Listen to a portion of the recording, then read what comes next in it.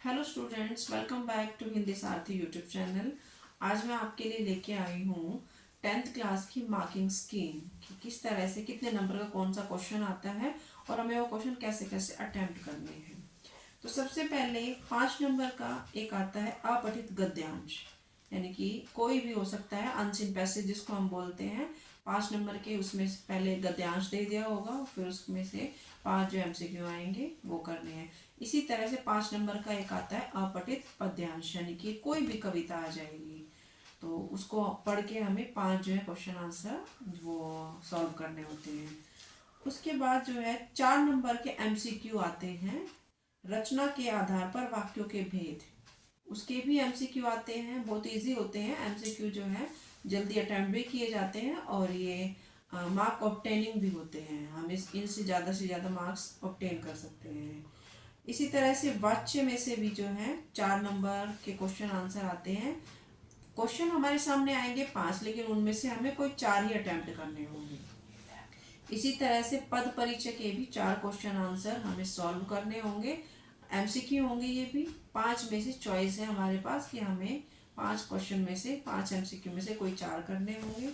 उसके बाद अलंकार में से भी 4 क्वेश्चन के 4 मार्क्स की एमसीक्यू आएंगे।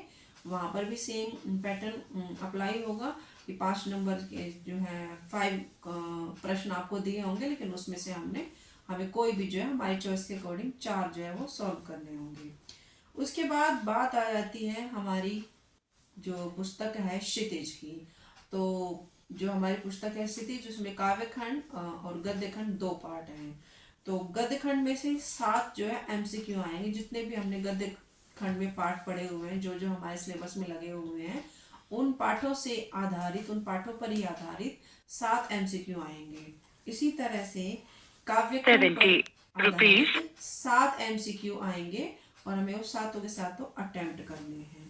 तो टोटल मिला के ये हो गए आपके 40 मार्क्स, यानी कि 10 नंबर के अनसीन पैसेज, अपठित गद्यांश पद्यांश, और 16 नंबर का जो है हमारे जो व्याकरण का पोर्शन है, 4 टॉपिक हैं, 16 नंबर का वो, और 14 नंबर हमारी बुक में से, यानी कि 7 नंबर के जो है एमसीक्यू काव्य खंड में से और 7 नंबर के एमसीक्यू गद्य खंड में से।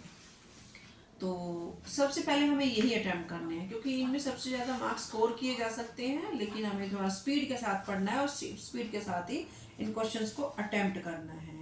उसके बाद आ जाते हैं हम गद्य खंड में से ही।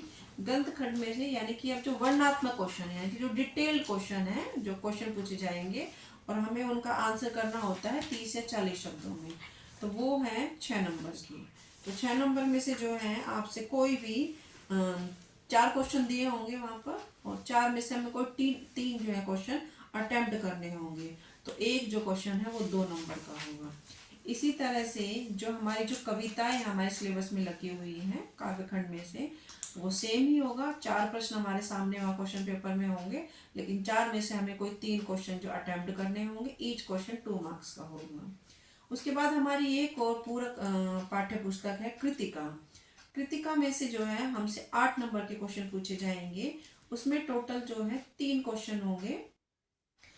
तो वहाँ जो 3 क्वेश्चन है, उन तीनों में से हमें 2 सॉल्व करने होंगे। एक क्वेश्चन जो है 4 नंबर का होगा। ये थोड़ा सा लंबा क्वेश्चन हो जाता है और इसका जो आंसर है हमें 50 से 60 शब्दों में देना होगा। उसके बाद बात आ जाती है लेखन की, यानी कि जो हमारे स्वावृत लेखन है, पत्र है, अनुच्छेद वगैरह है, वो सब। तो 6 नंबर का एक अनुच्छेद आता है, जो इसमें जो वर्ड्स लिमिट है वो 120 शब्दों की होती है। वो कोई भी टॉपिक आ सकता है, वो हमारे सामने वहाँ चॉइस होती है, 3 या 4 टॉपिक होते हैं। 3 या 4 में से हमें कोई एक किसी टॉपिक पर जो अनुच्छेद लिखना होता है।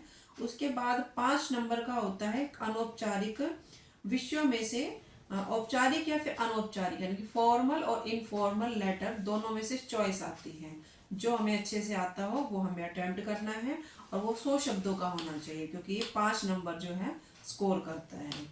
उसके बाद 5 नंबर का ही जो एक नेक्स्ट क्वेश्चन आता है, उसमें भी चॉइस आएगी, या तो हमें स्ववृत लेखन करना है या फिर औपचारिक ईमेल, और दोनों ही 80-80 शब्दों के होंगे। यानी कि 5 नंबर में से जो हमें सबसे अच्छी तरह से आता है, स्वावृत लेखन और औपचारिक ईमेल। इन दोनों में से हमें कोई एक अटेम्प्ट करना है। ये भी 5 नंबर का होगा। लास्ट में हमारे बचते हैं 4 मार्क्स। 4 मार्क्स में से 40-40 शब्दों की लिमिट के साथ, वर्ड लिमिट के साथ हमें एक विज्ञापन लिखना होगा, या फिर किसी भी जो वहाँ पर क्वेश्चन पेपर में टॉपिक दिया होगा संदेश लेखन। इन दोनों टॉपिक में भी चॉइस आती है, या तो हम विज्ञापन करेंगे या फिर हम संदेश लेखन करेंगे। तो ये थे हमारा 80 नंबर का हिंदी का पेपर। सबसे पहले हमें अटेम्प्ट करने हैं एमसीक्यू। जितने भी 40 नंबर के एमसीक्यू हैं वो हम सबसे पहले सॉल्व करेंगे। उसके बाद जो हमारी बुक से रिलेटेड जो क्वेश्चन आंसर हैं, काव्य खंड, गद्य खंड और जो पूरक पाठ्य पुस्तक है कृतिका, उसमें से जो क्वेश्चन पूछे गए हैं हमें फिर वो अटेम्प्ट करने हैं। फिर उसके बाद आप अपनी चॉइस के अकॉर्डिंग आपको जो अच्छे से आता है, सबसे पहले जो आप अच्छे से अटेम्प्ट कर सकते हैं वो आप टॉपिक ले सकते हैं। लेकिन जो भी क्वेश्चन आप जो है सीरीज चेंज कर रहे हैं तो उसका क्वेश्चन नंबर डालना ना भूलें। तो अगर आपको अनुच्छेद अच्छे से आता है तो आप अनुच्छेद पहले कर सकते हैं, पत्र आता है तो आप पत्र पहले कर सकते हैं। ये आपकी चॉइस पर डिपेंड करता है कि आप अच्छे से कौन सा अटेम्प्ट कर सकते हैं। तो स्टूडेंट्स, ये थी 10th क्लास की मार्किंग स्कीम एंड किस तरह से क्वेश्चन पेपर हमें अटेम्प्ट करना है।